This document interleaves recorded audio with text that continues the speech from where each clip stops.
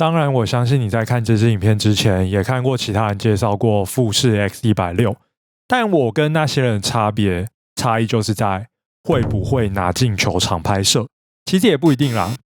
我是把这一台相机定位在炮哥的备机，拥有中高阶单眼相机外的第二台随身相机，譬如一般的放松出游行程，无聊路上随手拍，相机被厂商借走。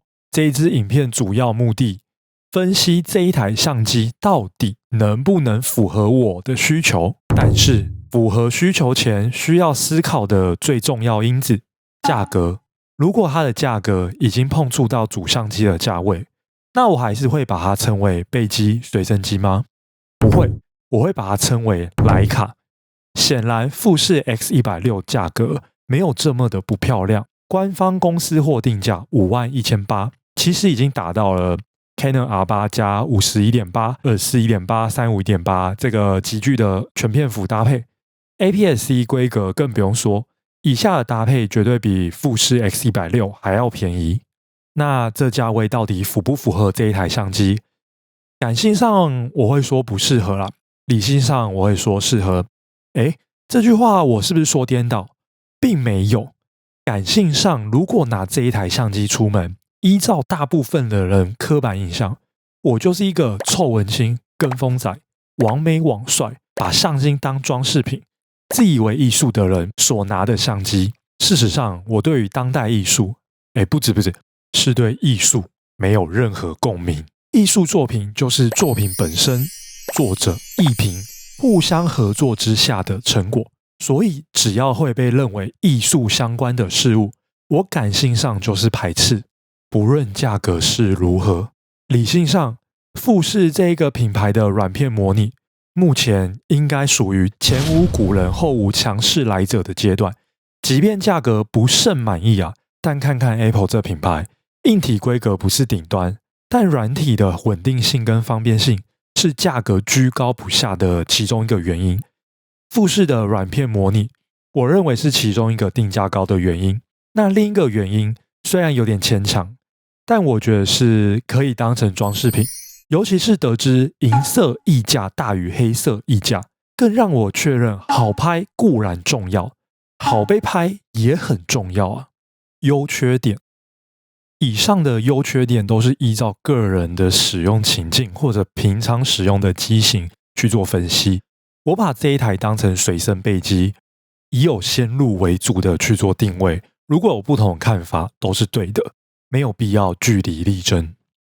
优点，软片模拟 Film Simulation， 我本人放在第一个顺位，就是我个人蛮爱这功能。先说我还没有深入研究配方，但在还没有使用进阶功能下，我就感受到这高度灵活的功能，光使用 EV 增减、白平衡调整就可以轻易达成满意的照片。ND 滤镜，我已经在 Threads 上说明很多次，动态影片动态模糊很重要。这个功能我完全使用在这个情境，就是大太阳之下想要有相对正确的快门速度，在非业务机的单眼上都只能外挂滤镜。没有想到如此轻便非 Vlog 导向的相机也有如此方便的功能，那其他长曝的平面拍摄可能也有这个需求。装饰品，可拍可被拍，算是这一台机身不小的附加价值。也因为是一个没有专业感的外观，也让这一台相机在街拍无往不利。缺点，电量，这一个型号1260毫安时，对于纯平面拍摄电量可以不需要那么担心了。如果有拍摄动态影片，那可需要担心了。我这一天是从插座拔开直接下楼享用早餐，就是电量100%的下楼，拍完12张 RAW 加 JPEG 加22秒的 4K 60帧，电量变成 91% 啊！这一种电量啊，让之前的电量焦虑再次重现。一开始还不知道能不能边充边用，挂着很久，电量怎么一直掉？才上网查资料，发现原来不能边充边用啊，单手无法使用。我自己是蛮爱单手持拍摄，反正加一条腕带就行，但这一台真的不行。就算你都设定成全自动模式，如果要更改软片模拟，不管设定在哪一个按键都不可行，抓握的体感很差。那如果快门速度、光圈都固定，只需要使用 EV 增减去改亮度，很抱歉也是不行。因为 EV 的滚轮单手持3步50就会去更改到，对焦框位置的摇杆也十分容易在单手持的时候跟动到。如果想要控制更多的参数，更是不可能单手去操控。有更好，没有也没差。卡槽 UHS One 单卡槽，很猪席。这个价位带没有支援 UHS 2的机身，可能比日本制的压缩机更稀有。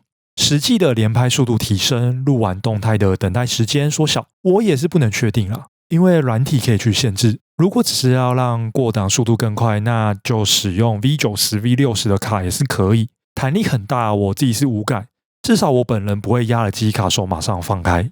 底板螺孔没对齐，有很多 YouTuber 针对这点评论，让我好奇你们是不是都抄？再去强调这个万年遗憾，结果影片也没有拍摄全景照片，使用滑轨，使用稳定器，我是不知道啦，抱怨自己都不会用到的功能，到底要干嘛？装上快拆底板扣会卡电池槽，不论是上脚架、稳定器、背带底板扣，全都会影响。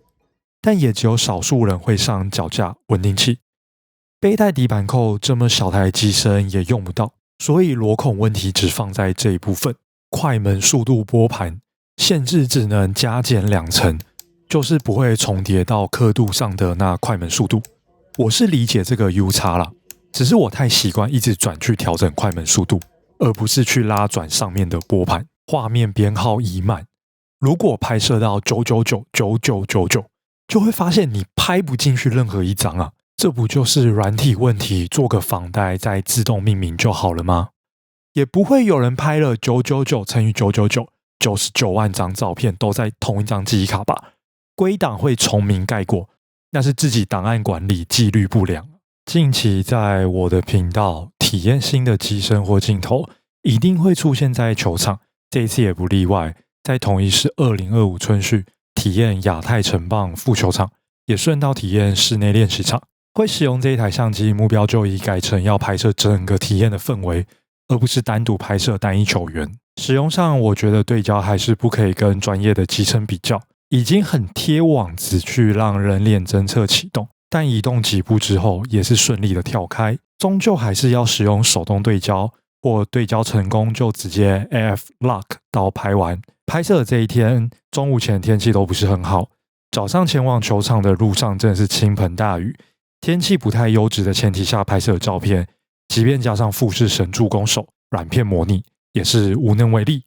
每一种功能都有它最适合的地方，如果说金玉其外败絮其中，就是严重了。没有到这么夸张，阴天使用软片模拟没有到满意，午后有明显太阳光线就是满意再更满意。但这功能我觉得厉害会是在晚上使用，夜晚使用软片模拟请待下一个大段落。这一次参与春训的体感，对于身为啦啦队迷大于球队迷大于球员迷的我，这一次以预期的会少掉大部分的乐趣。这一次目的就是要去看看台南的亚太球场，为之后的球赛做交通考察。如果以体验活动来说，我觉得统一请加油。我是可以看着球员练习过一天的人，但是进到室内练习场，跟莱恩和鱼头君拍完照，我是认真的感觉到无聊，就觉得好像少了些什么。原来真正的活动是2025有你真好同乐会，这个铁定会更好玩。集长会永远是我最爱的几个活动之一，篮球场、棒球场，这个情境完全可以体验到各种想体验的功能，像是富士 X160的人脸对焦，在没有障碍物干扰的情况下使用下真的非常满意。我应该算是有资格针对这一块去做分享吧，毕竟之前出了一支片专门在分享北部球场的 Sony 风格外观 Canon 相片风格的使用分析，使用富士软片风格就可以去做一些使用上的体感分析。以下照片会混杂各地的照片，并非全部台南。白天阳光，如果以大太阳的情境，这其实各种品牌相机甚至手机都可以简单胜任，只是差在好还是更好。如果都只在这个情境上拍摄，岂不是暴殄天物？白天、阴天这种情境，各品牌直出的 JPEG 都没有很满意，富士亦是如此啊。拍摄的各种都没有什么立体感，就算是机内再怎么样调色，先天的缺陷根本改不了。晚上，在我看来，这绝对是5星好评的使用情境。不论是年货大街、友爱街旅馆，软片模拟在这环境下发挥堪称完美。无论是室内还是户外，只要有人工光源，都能展现出独特的氛围感。如果搭配上阿江鳝鱼意面的情境，那份承载着台南美食雄厚的味道，翻炒间大火四射，店面充满年代感，正是最道地的台湾热炒灵魂。对了，注重卫生的就纯粹去拍照就好，毕竟吃了干炒鳝鱼意面，配上浓厚烟味跟豪迈的味精，真的是谢了。这组合实在有点超越个人的极限啊！这个场景如果要加上黑龙滤镜，也十分可以。各个软片模拟比较，很抱歉啊，必须连接机身才能透过Fujifilm X-RAW Studio 进行调整。于是我暂时改用 Lightroom 来转档，结果一对比直出的照片，天哪，这色彩还真的不一样。最后只能无奈的等下次再测试了。总结，作为随身机原价购买非常值得，理由如下：即拍即用。内建软片模拟可以直接产出风格独特的 JPEG， 不用额外花时间后置，就能快速传到手机，直接上传社群媒体。像素够高，可以裁切，即使遇到无法靠近的场景，也能透过裁切调整构图。如果是带进球场主力拍啦啦队，这台 X160可以做什么？依照我自己的情境，这台机身可以成为一个灵活的二机。假如我只带70-200进场，那这台富士 X160就可当成是近距离拍摄使用，像是主题日场下活动使用、下班签名录、海景牌互动、相机被 FA 借走时。假如进场带的是35150、28105，那这一台我会当成是时尚配件。今天的分享就到这，下一集再见，拜拜。